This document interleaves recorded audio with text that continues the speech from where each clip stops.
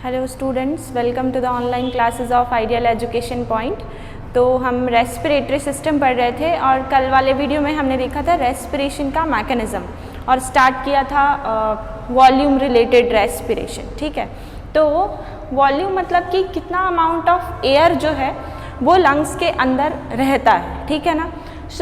सबसे पहले बात करते हैं टाइडल वॉल्यूम की। ठीक है, टाइडल वॉल्यूम मतलब कि एक नॉर्मल रेस्पिरेशन जो रेट होती है, ठीक है, मतलब कि नॉर्मल वर्क करने पे जितना रेट ऑफ रेस्पिरेशन होता है उसमें जितना भी एयर इनहेल और एक्सेल किया जाता है उसका टोटल अमाउंट, मतलब इनहेलेशन और एक्सेलेशन के बाद जो अमाउंट एयर का बचता है या जो रिलीज किया जाता है उसका अमाउंट है। ठीक है, सो दैट इज 500 ml। ठीक है, so it is the volume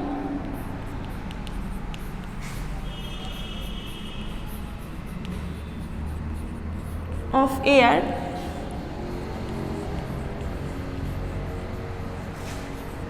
on lungs during normal respiration, normal inhalation or exhalation. Okay,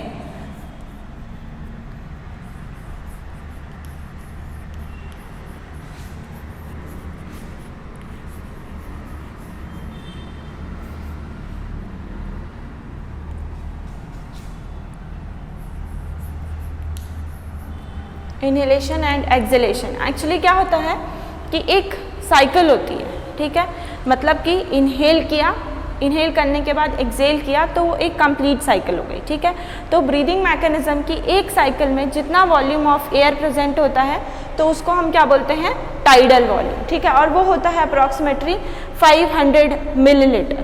ठीक है, देन इंस्पिरेटरी रिजर्व क्या होता है कि अगर हम डीप ब्रीथ लेते हैं, मतलब कि अगर हम बहुत इनहेल करते हैं ऑक्सीजन किसी जैसे कि कल हमने बात की थी कि ड्यूरिंग एनी एक्सरसाइज और योगा जो करते हैं तो उसमें क्या होता है, डीप ब्रीथ लेते हैं। तो जो डीप इनहेलेशन होता है उसको हम क्या बोलते हैं, मतलब उसके बाद जितना एयर जो है वो अंदर इनहेल किया जाता है वो कहलाता है इंस्पिरेटरी रिजर्व। ठीक है, so that is 2500 to 3000 ml। ठीक है, during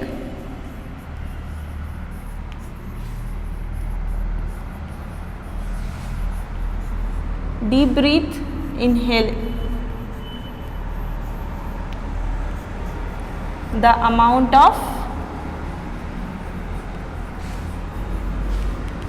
air is known as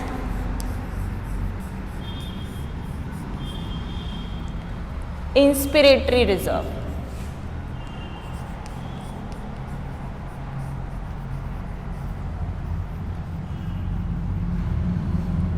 then the next one is expiratory reserve.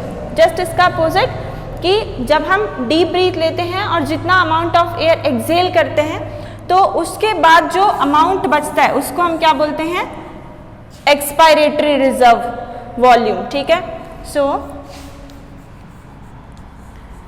During acceleration deep breath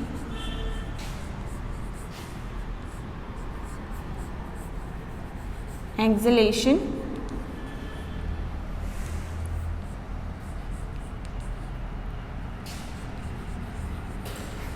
amount is known as expiratory volume।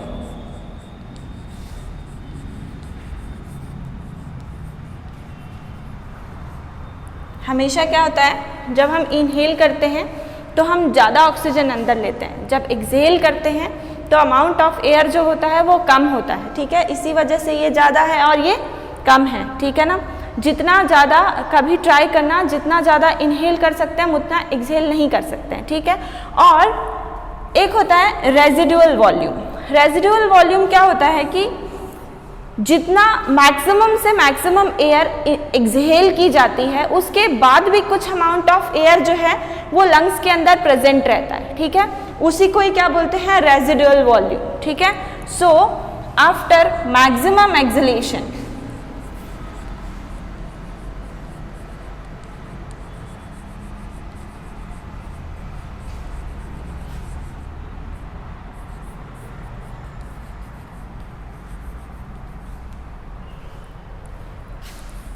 Air present in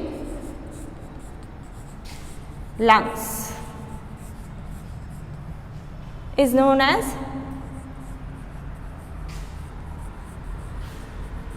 residual volume.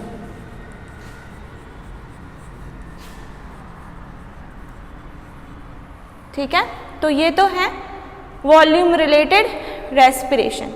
इसके बाद देखते हैं एक होता है artificial respiration. आप लोगों ने टर्म सुनी होगी, ठीक है। आर्टिफिशियल रेस्पिरेशन में बिकॉज क्या होता है बेसिकली कि अगर एक्सीडेंटल सिचुएशन होती है या फिर किसी इंसान के अंदर ऑक्सीजन का जो लेवल है वो बहुत कम हो जाता है और इतनी भी एनर्जी नहीं बचती है कि वो सांस ले सके, क्योंकि सांस लेने में भी एनर्जी चाहिए।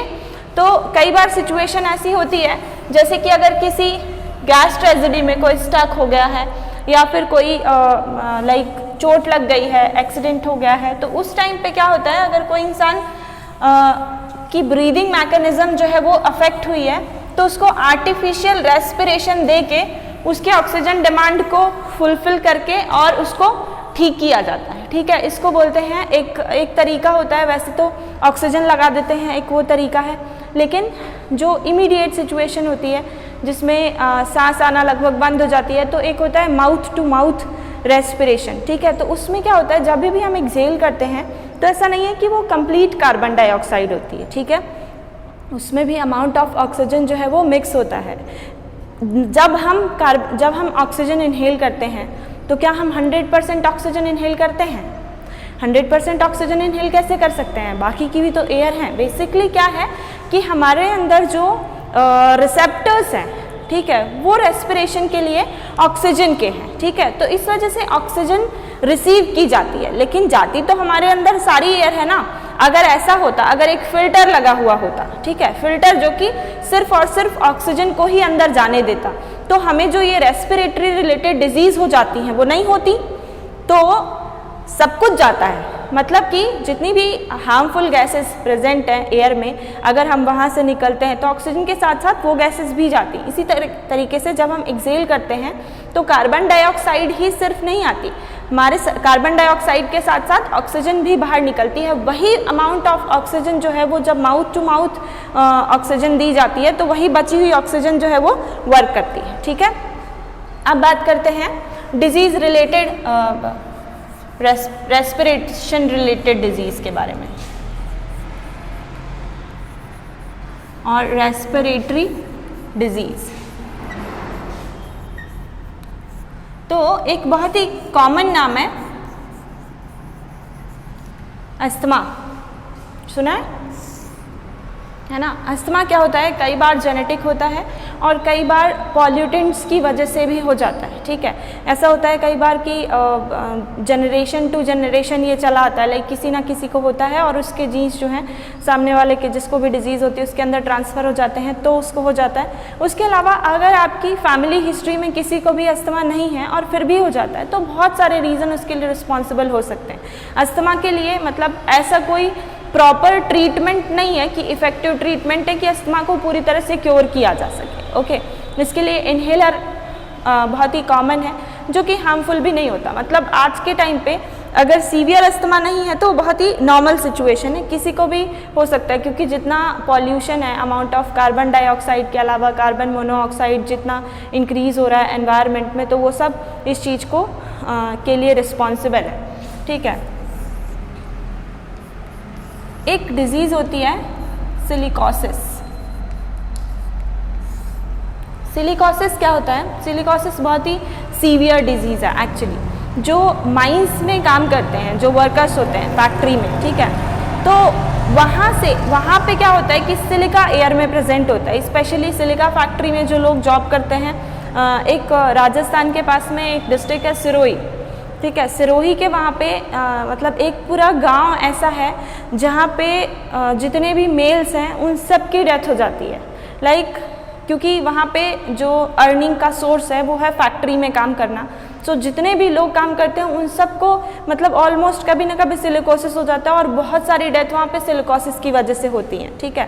तो सिलिका के जो पार्टिकल्स हैं वो बॉडी के अंदर चले जाते हैं ब्रीदिंग मैकेनिज्म के थ्रू, और वो जाके लंग्स के अंदर मतलब इन्फेक्शन कॉज करते हैं और इंसान की डेथ हो जाती है। ठीक है, एक है the third one disease is lung cancer.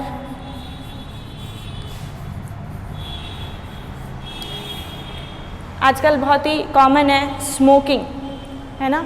Smoking जो है वो लंग कैंसर कॉज करने के लिए रिस्पॉन्सिबल है, क्योंकि उसके अंदर कार्बन मोनोऑक्साइड प्रेजेंट होता है, और कार्बन मोनोऑक्साइड बहुत ही ज़्यादा हार्मफुल है। वो बेसिकली क्या होता है कि हीमोग्लोबिन जो है ना, हीमोग्लोबिन के बाद हमने बात की थी कि इसके पास 4 ऑक्सीजन बाइंडिंग साइट्स होती हैं। ठीक है, लेकिन कार्बन मोनोऑक्साइड की प्रेजेंस में ऑक्सीजन के लिए जो एफिशिएंसी है बाइंड करने की, वो हीमोग्लोबिन की कम हो जाती है। मतलब कि ज़्यादा अट्रैक्ट वो किसकी तरफ होगा, कार्बन मोनोऑक्साइड की तरफ। ठीक है, तो ऑक्सीजन की जगह वो किससे बाइंड करेगा, कार्बन मोनोऑक्साइड से, और वो हीमोग्लोबिन जो है वो क्या बना लेगा, कार्बोक्सी हीमोग्लोबिन।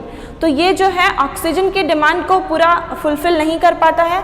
एक तो ये सिचुएशन कॉज होती है, और दूसरा लंग कैंसर, मतलब कि वहाँ पे जो सेल्स हैं, लाइक कैंसर में क्या होता है कि कुछ सेल्स में बहुत एक्स्ट्रा ग्रोथ होने लग जाती है। ठीक है, तो वहाँ पे जो ब्लड वेसल्स हैं उनमें बहुत ज़्यादा ग्रोथ होने लग जाती है, जिसकी वजह से कार्बन डाइऑक्साइड की कॉन्सेंट्रेशन बहुत ज़्यादा होने लग जाती है, और लंग कैंसर वाली सिचुएशन कॉज हो जाती है, फेफड़ों में पानी भर जाना, या फिर ऐसी भी सिचुएशन कई बार देखने को मिलती है। ठीक है, सो ये कुछ कॉमन डिजीज़ हैं जो कि रेस्पिरेशन से रिलेटेड होती हैं।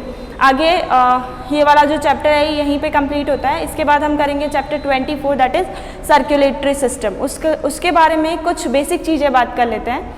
जैसे सर्कुलेटरी सिस्टम रेस्पिरेशन से रिलेटेड है, ठीक है, क्योंकि वही ऑक्सीजन की जो सप्लाई है वो पूरी बॉडी में कैसे होती है। उसके अलावा सर्कुलेटरी सिस्टम ब्लड से रिलेटेड है, क्योंकि तो उसमें ब्लड ग्रुप के बारे में है, जो कि हम नेक्स्ट वीडियो में डिस्कस करने वाले हैं।